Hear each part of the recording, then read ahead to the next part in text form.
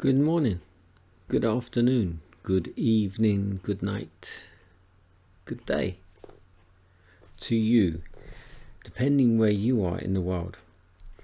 It's my nighttime devotion. We're reading from the devotional Lift Him Up. The title is The Voice of the True Shepherd. The scripture reading is taken from John 10:32. Many good works have I showed you from my Father. For which of those works do ye stone me?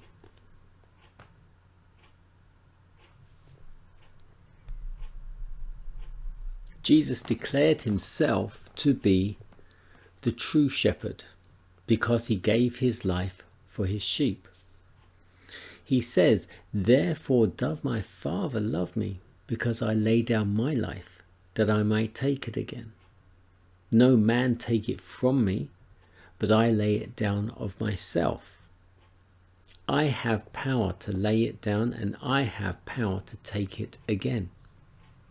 This commandment have I received of my Father. Jesus spoke these words in the hearing of a large concourse of people, and a deep impression was made upon the hearts of many who listened.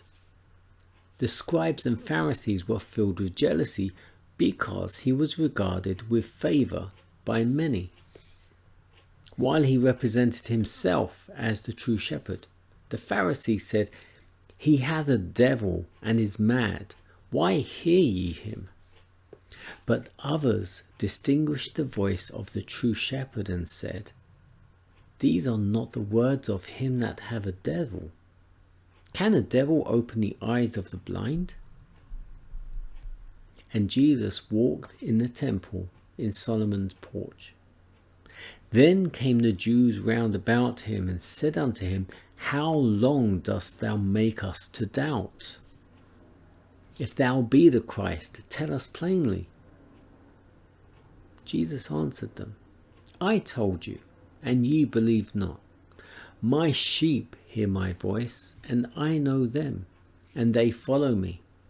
I and my Father are one.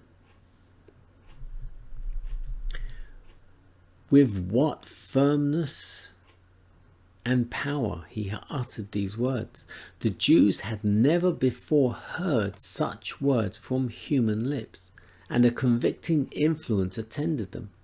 But for it seemed that divinity flashed through humanity as Jesus said, I and my Father are one.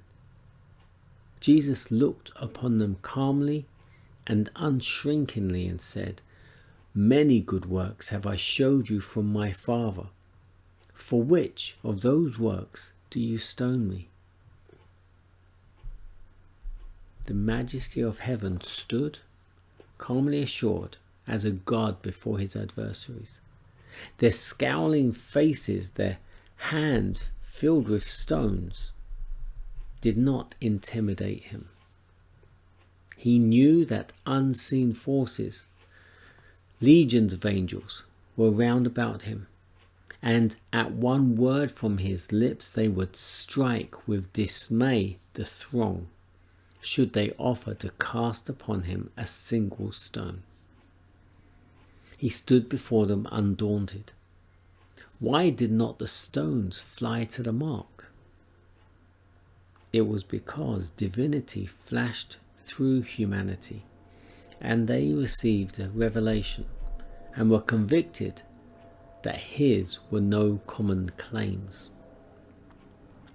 The hands relaxed, the stones fell to the ground.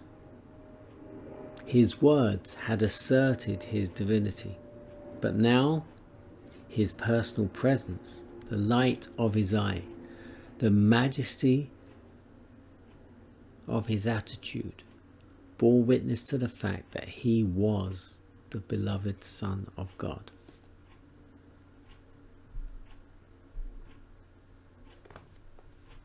And what's struck me most with this reading was where he said, Many good works have I showed you from my Father. For which of those works do you stone me?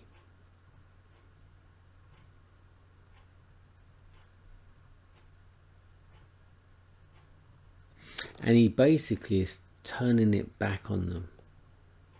Just the same as when the woman was being accused of adultery, and he drew the line in the sand, and he said, let he without sin cast the first stone. He doesn't make a judgment. He doesn't say she's right or wrong. Just here as well. He makes them stop and think. Many good works have I shown you from my Father. For which of these works do you stone me?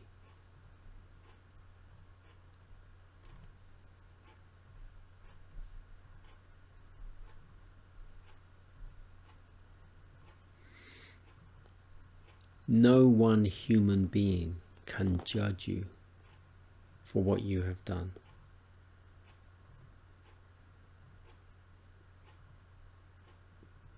Obviously, there's laws of the land.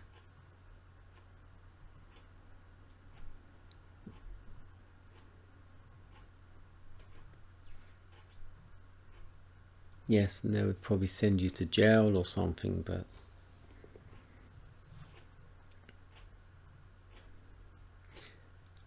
no one can judge you as to whether you will go to heaven or not.